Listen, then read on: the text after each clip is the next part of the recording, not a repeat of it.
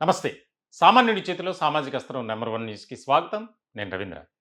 జనసేనాని పవన్ కళ్యాణ్ ఆ పార్టీ నాయకులకు, అలాగే కార్యకర్తలకు ఒక వార్నింగ్ ఇచ్చినట్లు తెలుస్తుంది. అదేంటంటే ఎవరు కూడా ఒకరిపై ఒకరు ఆరోపణలు గాని, విమర్శలు గాని, ఆ విధమైనటువంటి వ్యవహార శైలి కలిగి ఉంటే అంటే గీత దాటితే వేటు తప్పదు. ఖచ్చితంగా ఈ నిర్ణయం తీసుకోబోతున్నాను. చాలా కీలకమైనటువంటి చర్చగా ఇప్పుడు పార్టీలో ఒక రకమైనటువంటి డిస్కషన్ నడుస్తుంది. చాలా ముఖ్యమైనటువంటి అంశంగానే ఇది మనం చూడాలి. దీనికి కారణం ఏంటి అంటే తెలుగుదేశం పార్టీలో ఇటీవల చోటు చేసుకున్నటువంటి పరిణామాలు, వస్తున్న వినిపిస్తున్నటువంటి వార్తలు, ఒకరిపై ఒకరు ఆరోపణలు, ప్రత్యారోపణలు, విమర్శలు, హాట్ కామెంట్స్. ఇదే దీనికి ప్రధానమైనటువంటి కారణంగా రాజకీయ విశ్లేషకులు భావిస్తున్నారు. తెలుగుదేశం పార్టీలో ఇప్పుడు నెలకొన్నటువంటి ఆ పరిస్థితి ఏ విధంగా ఉంది అంటే ఎమ్మెల్యే, ఎంపీ ఇద్దరి మధ్య ఒక కోల్డ్ వార్ మనం ఇటీవల గమనించాం. ఎమ్మెల్యే టికెట్ కోసం ఎంపీ కేశినేని చిన్ని నన్ను ఇంత ఆఫర్ చేశారు, అడిగారు. దీనికి సంబంధించి నేను ఇంత ఇచ్చాను అని తిరువురు ఎమ్మెల్యే శ్రీనివాసరావు ఒక రకమైనటువంటి ఆరోపణ చేశారు. అది రాష్ట్ర రాజకీయాల్లో సంచలనంగా మారింది. ఇప్పటికి కూడా దీనిపై హాట్‌గానే డిస్కషన్ నడుస్తుంది. రాష్ట్ర రాజకీయ వర్గాల్లోనూ, అలాగే సొంత పార్టీలో కూడా. అంటే ఇటువంటివి బయటకొస్తే పార్టీకే కాదు, కూటమి ప్రభుత్వానికి కూడా చెడ్డ పేరొస్తుంది. దీనికి సంబంధించి ఈ విషయాన్ని నేను డీల్ చేస్తానని ముఖ్యమంత్రి నారా చంద్రబాబు నాయుడు, అంటే ఆ పార్టీ అధినేత, ముఖ్యమంత్రి హోదాలో కాదు, పార్టీ అధినేతగా. ఎందుకనంటే పార్టీకి సంబంధించినటువంటి అంతర్గత విషయం కాబట్టి. అయితే ఇక్కడ చాలా ముఖ్యమైనటువంటి పరిణామం ఏంటి అంటే, ఇదేదో తెలుగుదేశం పార్టీలో కొత్తగా వచ్చినటువంటి ఒక అంశం కాదు. గతంలో కూడా ఇటువంటివి చాలా జరిగాయి. అయితే ఎప్పుడు కూడా ఏదున్నా సరే 4 గోడల మధ్య మనం పరిష్కరించుకుందాం. ఏ పార్టీలో అయినా సరే వర్గ వివాదాలు, ఏ పార్టీలో అయినా సరే వర్గ విభేదాలు, వివాదాలు, మనస్పర్ధలు, భేదాభిప్రాయాలు ఇవన్నీ వెరీ వెరీ కామన్. కానీ ఏదైనా సరే పార్టీ అధినేత దృష్టికి తీసుకురావాలి.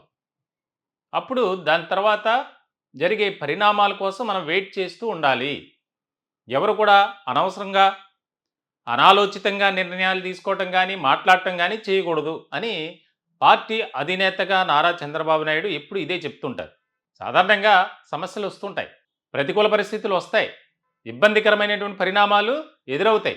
అలా అని చెప్పి రోడ్డెక్కితే పార్టీకి చెడ్డ పేరు. తెలుగుదేశం పార్టీ అంటే క్రమశిక్షణకు మారు పేరు అని అందరూ చెబుతుంటారు. అవును, వాస్తవమే.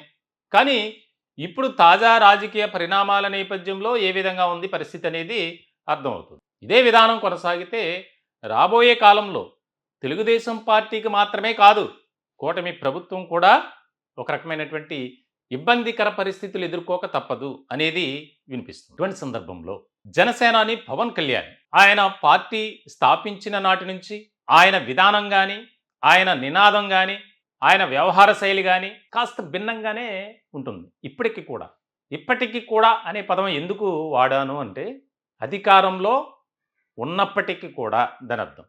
గతంలో అధికారంలో లేరు, పార్టీపై అనేక రకాల విమర్శలు, ఆరోపణలు, ఎక్కడా కూడా సక్సెస్ రేట్ అనేది కనీసం 10% కూడా లేదు. 2019 ఎన్నికల్లో మనం చూసాం. ఒకే ఒక అసెంబ్లీ స్థానాన్ని విజయం సాధించినటువంటి జనసేన. అయితే ఇప్పుడు కూటమిలో చాలా కీలకమైనటువంటి భాగస్వామిగా జనసేన ఉంది.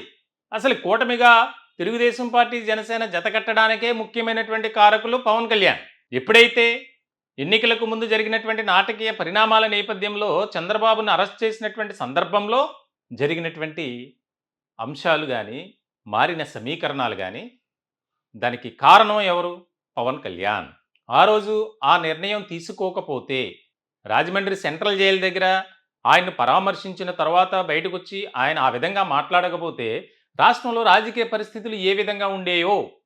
ఎస్, వాస్తవమే.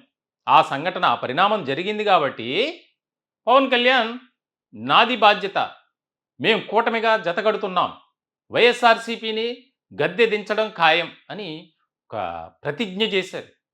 ఒక స్ట్రాంగ్ కామెంట్ చేశారు. మరి ఇటువంటి క్రమంలో ఇప్పుడు తాజాగా ఎదురవుతున్నటువంటి సమస్యలు తెలుగుదేశం పార్టీ వల్ల జనసేనకు కూడా చాలా ఇబ్బందికరంగా ఉంది కొన్ని చోట్ల. 175 నియోజకవర్గాల్లో దాదాపుగా ఒక 40-50 నియోజకవర్గాల్లో తెలుగుదేశం పార్టీ నాయకులు జనసేనకు అసలు కనీసం గౌరవం ఇవ్వట్లేదు, ప్రాధాన్యత ఇవ్వట్లేదు అనేది మనకు తెలుస్తున్నాయి కొన్ని విషయాల ద్వారా. ముఖ్యంగా పిఠాపురం లాంటి నియోజకవర్గంలో. సో ఇటువంటి క్రమంలో ఎక్కడా కూడా క్యాడర్ ఒక లైన్ అనేది దాటకూడదు. ఒక లైన్ అనేది దాటొద్దు. దానికి సంబంధించి మనం ఒక యాక్షన్ ప్లాన్‌తో ముందుకు వెళ్దాం. అంతే తప్ప మనకేదో ఇష్టం వచ్చినట్లు మనం మాట్లాడటం, ఆ నాయకుడంటే మనకిష్టం లేదు కాబట్టి రకరకాల ఆరోపణలు చేయటం అది మంచి పద్ధతి కాదు అని చెప్పి తెలుగుదేశం పార్టీ నాయకుల తీరును ఉదహరిస్తూ జనసేన నాయకులకు స్ట్రాంగ్‌గా క్లాస్ స్పీకర్ అట. రాష్ట్ర రాజకీయ వర్గాల్లో ఆసక్తికరంగా మారినటువంటి అంశం. కొంతమంది వీడియో కాన్ఫరెన్స్ ద్వారా కీలక నేతలకు మనం చాలా బలహీనంగా ఉండకూడదు. మనం పార్టీని బలోపేతం చేయాలి, పటిష్టం చేయాలి. పార్టీలో ఉన్నటువంటి క్యాడర్‌కు ఒక నమ్మకమైనటువంటి భరోసా ఇవ్వాలి. దానికి మనమంతా కలిసికట్టుగా పనిచేయాలి. ఆరోపణలు, విమర్శలు, వివాదాలు, భేదాభిప్రాయాలు, ప్రతికూల పరిస్థితులు, అభ్యంతరాలు ఇవన్నీ కామన్. కానీ ఎవ్వరు కూడా పార్టీలో ఉన్నటువంటి మనం సిద్ధాంతాల ప్రకారం నడుచుకోకపోతే తప్పనిసరిగా వారిపై వేటు తప్పదు అని వార్న్ చేశారట. దీనిపై ఆసక్తికరంగానే చర్చ జరుగుతుంది. యెస్, వాస్తవమే. జనసేనాని పవన్ కళ్యాణ్ తీసుకున్నటువంటి నిర్ణయానికి మేము కూడా కట్టుబడి ఉంటాం అనేది. అందుకే ఈ దాదాపుగా జనసేన అంటే ఆ నాయకుల్లో ఉన్నటువంటి వారు అందరికీ ఖచ్చితంగా కొన్ని ఈక్వేషన్స్, కాలిక్యులేషన్స్ ప్రకారం వివాదాలు ఉండటం అనేది సహజం. సొంత అన్నదమ్ముల మధ్య పడని రోజులివి. ఒకే కుటుంబంలో. ఒక్కొక్కరిది ఒక్కొక్క దారి. ఇక రాజకీయ పార్టీలు అంతా మనం అన్నదమ్ముల్లా ఉందాం, ఒక కుటుంబంలాగా ఉందాం. జరుగుద్దా? జరగదు. కాకపోతే ఏంటంటే ఎవరు కూడా బయటపడకూడదు. మనం దాన్ని చర్చించుకుందాం. అనవసరంగా మన విషయాలు మనం బయట పెట్టుకుని రోడ్డున పడే కంటే దాన్ని ఏ విధంగా సాల్వ్ చేసుకోవాలి, పరిష్కరించుకోవాలి అనే దాని మీద ఫోకస్ పెడదాం. ఏదైనా సరే నా నోటీసులు తీసుకురండి అని చెప్పారట. మంచి పరిణామమే. రాష్ట్ర రాజకీయాల్లోనే కాదు, దేశ రాజకీయాల్లో ఒక కీలకమైనటువంటి పార్టీగా, వ్యక్తిగా ఇటు జనసేన, సేనాని పవన్ కళ్యాణ్ మారారు. అది వాస్తవం. సో ఇటువంటి సందర్భంలో ఆంధ్రప్రదేశ్ రాష్ట్ర రాజకీయాల్లో కూటమిలో జనసేన ఎంతో కీలకమైనటువంటి పాత్ర పోషిస్తుంది. ఇటువంటి సందర్భంలో ఇటు పరిపాలనాపరమైనటువంటి అంశాలకు సంబంధించి కీలకంగా వ్యవహరించాలి. అట్ ద సేమ్ టైం సొంత పార్టీను మరింత బలోపేతం చేసుకోవాలి. అది కూడా ఇంపార్టెంట్ విషయమే. సో మొత్తానికైతే ఒక ఇంపార్టెంట్ ఇష్యూగా దీనిపై చర్చ జరుగుతుంది. రాష్ట్ర రాజకీయాల్లో రాబోయే రోజుల్లో జనసేన చాలా కీలకమైనటువంటి పార్టీగా మారబోతుంది అనేదైతే వాస్తవం. దానికి సంబంధించి జాతీయ రాజకీయాల్లో కూడా త్వరలోనే చాలా కీలకమైనటువంటి వ్యక్తిగా జనసేనాని మారబోతున్నారనేది కూడా చర్చ జరుగుతుంది.